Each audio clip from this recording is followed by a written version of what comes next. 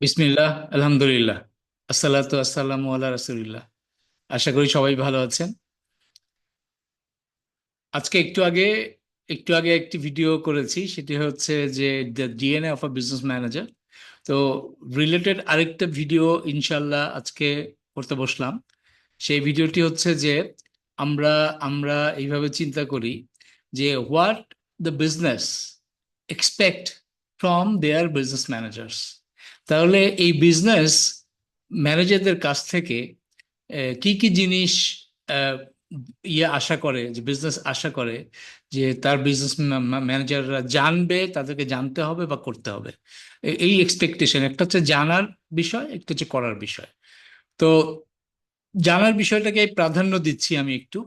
প্রথমে যে কি কি বিজি বিষয় তার বিজনেস ম্যানেজারদেরকে অবশ্যই জানতে হবে, এবং কি কি জিনিস করতে হবে, বা এক্সপেকটেশনটা কি, এক্সপেকটেশন এইভাবে বলছি। তো এইটা আসলে আমি যে সেশনটা নিচ্ছি, এটা বেসিক্যালি একটা বইয়ের অবলম্বনে বলা। সেটা হচ্ছে রামচরণের একটা বই আছে, what the CEO expects from you. এই বইটা থেকে, এই বইটার অবলম্বনে এই এই লেকচারটাকে আমি ইনশাল্লাহ এই পয়েন্টগুলোকে করেছি। তো এখানে আমি শেয়ার করব হচ্ছে 10টা পয়েন্ট। 10টা পয়েন্ট। প্রথম যে পয়েন্টটা এখানে ইম্পর্টেন্ট, এবং এটা শুধুমাত্র বিজনেস না, এটা সবার জন্য ইম্পর্টেন্ট। কেন? যে এইখানে যত বিজনেস, আমরা যখন আমি যেমন মাল্টিপল অর্গানাইজেশনে কাজ করেছি, বিভিন্ন ন্যাচারাল অর্গানাইজেশনে কাজ করেছি, আমি এটা বিশ্বাস করি, এটা সত্য। সেটা কি? Every business is the same business at its core. মানে সেটা কি, একদম কোরে প্রত্যেকটা বিজনেস সেম।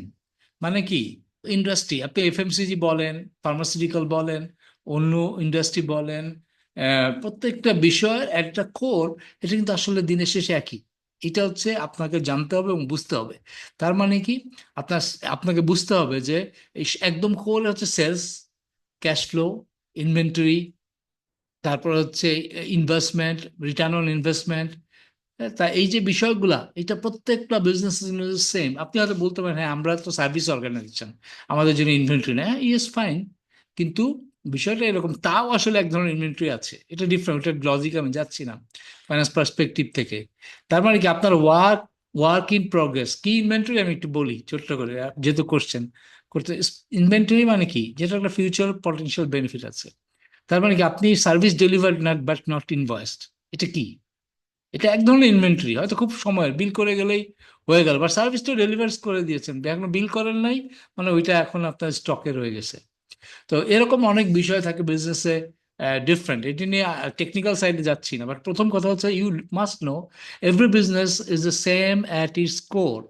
যেই কারণে আমরা অনেক সময় পিপল হায়ার করার সময় আমরা চিন্তা করি যে এই লোকটার তো ইন্ডাস্ট্রির এক্সপিরিয়েন্স নাই, কোনো দরকার নাই, কোনো দরকার নাই, বরঞ্চ তার যেই সব ইন্ডাস্ট্রির এক্সপিরিয়েন্স আছে, সেইখানে সে সেরা ছিল কিনা এটা কোশ্চেন।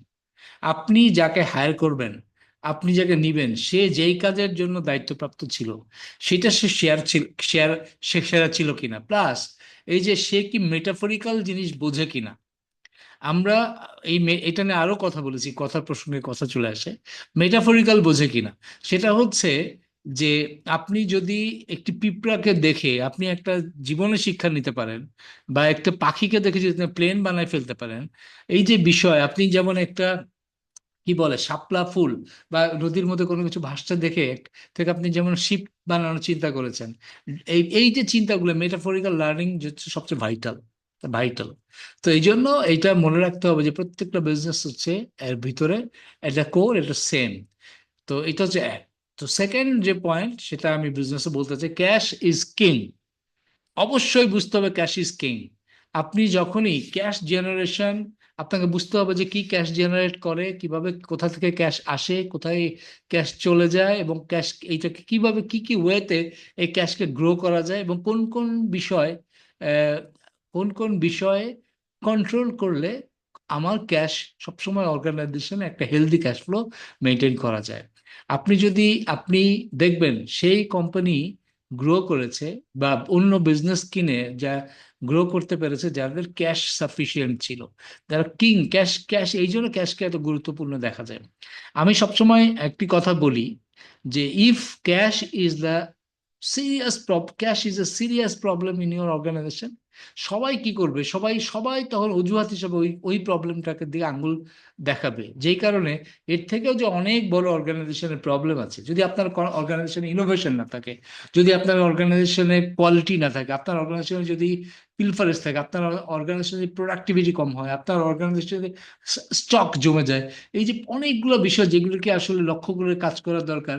আপনার যখন organisation is continuously struggling with cash, তখন ফোকাসটা ওইদিকে চলে যায় এবং বিজনেসটা আস্তে আস্তে মরে যায়। এটা হচ্ছে বিজনেসের জন্য, বিজনেসের কোর বিজনেসে ফোকাস থাকতে হবে, সেটা হচ্ছে ইনোভেশন, সেটা হচ্ছে কাস্টমার ম্যানেজমেন্ট।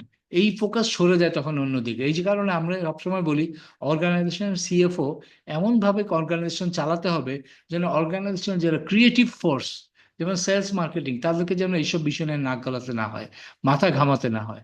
এটা সেকেন্ড পয়েন্ট নিয়ে কথা বললাম, ক্যাশ ইজ কিং, এটা বুঝতেই হবে। সেকেন্ড, থার্ড, সেটা if you don't sell, you don't exist. আপনি যদি সেল করতে না পারেন তাহলে তো আপনি পরে, আপনি আসলে এক্সিস্টই করেন না। আপনি পরে টিকবেন কিনা এটা প্রশ্নের বিষয় না, আপনি এক্সিস্টই করেন না। সো আপনি যদি জিজ্ঞেস করেন, the very essence of existence is sales. সুতরাং এই সেলস হচ্ছে অক্সিজেন, এবং প্রত্যেককে একটি অর্গানাইজেশনের প্রত্যেককেই সরাসরি বা ইনডাইরেক্টলি এই সেলস টিমকে সাপোর্ট করতে হবে।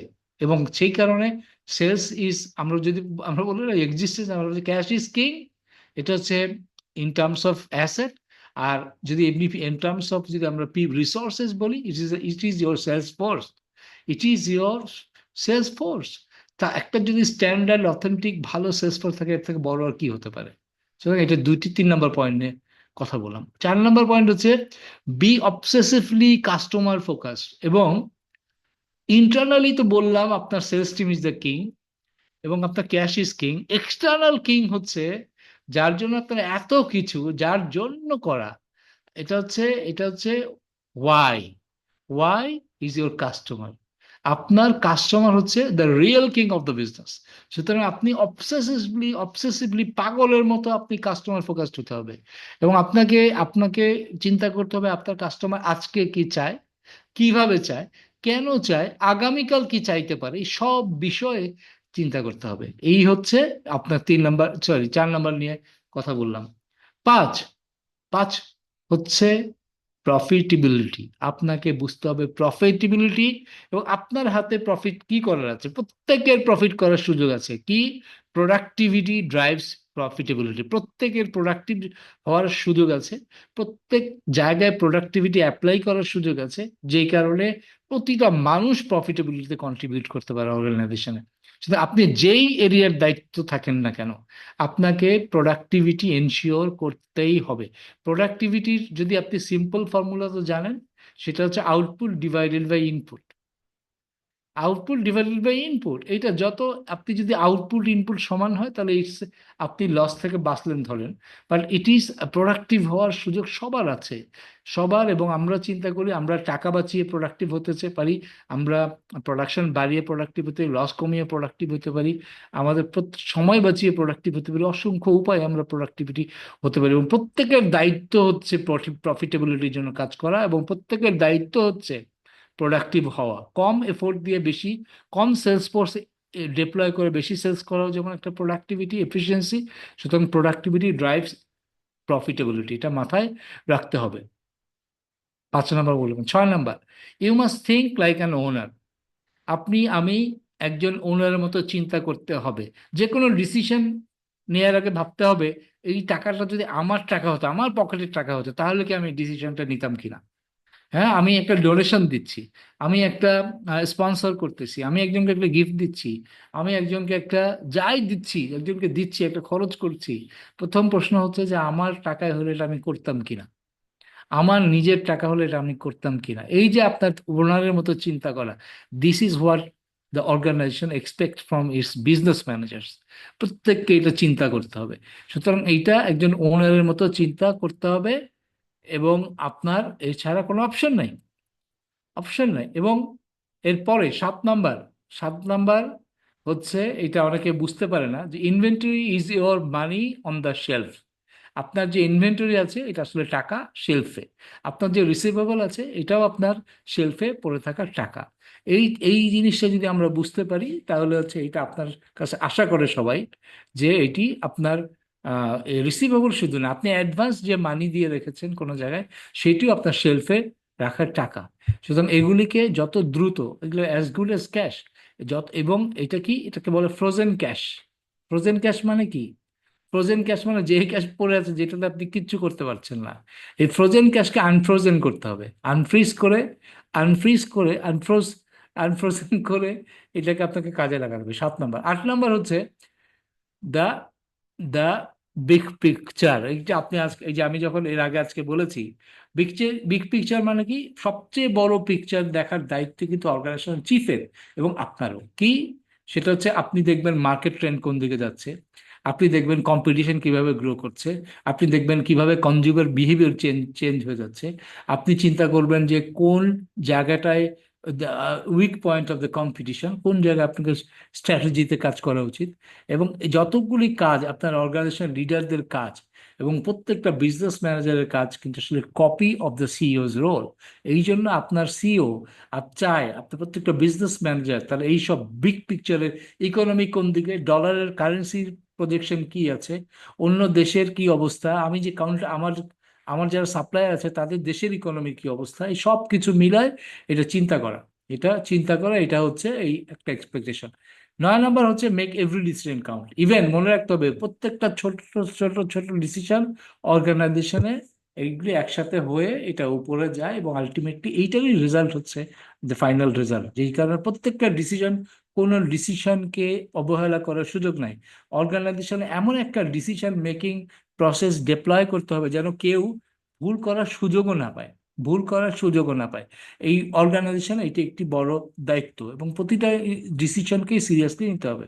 এবং ফাইনালি যেটা বলা দরকার সেটা হচ্ছে যে প্রত্যেকটা বিজনেস ম্যানেজারকে they must speak the business language, the language of business. অনেকগুলো টার্ম আছে, যেমন ধর আমি আমি বলতে চাই 3টা বিজনেস ল্যাঙ্গুয়েজ খুবই ম্যান্ডেটরি। একটা হচ্ছে গ্রস মার্জিন, মার্জিন বুঝতে হবে, ক্যাশ ফ্লো বুঝতে হবে আপনাকে, আম, কোন ভলিউমে ব্রেক ইভেন হয় এটা বুঝতে হবে, ওয়ার্কিং ক্যাপিটাল বুঝতে হবে, রিটার্ন অন ক্যাপিটাল এমপ্লয়েড বুঝতে হবে। এই যে এই বিজনেস ল্যাঙ্গুয়েজগুলি প্রত্যেকে শিখতে হবে, বুঝতে হবে, এই অনুযায়ী এটা কাজ করতে হবে। তো এইটাই ছিল আজকের, ছোট করে একটু কথা বললাম, একটু ইম্পর্টেন্ট যেহেতু আগের টপিক্সের সাথে খুবই কানেক্টেড, যেই কারণে এটা নিয়ে কথা বললাম। তো আনটিল নেক্সট টাইম, সবাই ভালো থাকবেন। আর যদি আমার ভিডিওটা কোনো উপকারে লাগে অবশ্যই ভিডিওটি চ্যানেল সাবস্ক্রাইব করবেন এবং ভিডিওটি লাইক করবেন। তো আনটিল নেক্সট টাইম সবাই ভালো থাকবেন। সবাই আল্লাহ বিহামদি রাসূলিল্লাহি তাআলা আস্তাগফিরুল্লাহ ওয়া আতুবু ইলাইহি। আসসালামু আলাইকুম ওয়া রাহমাতুল্লাহ।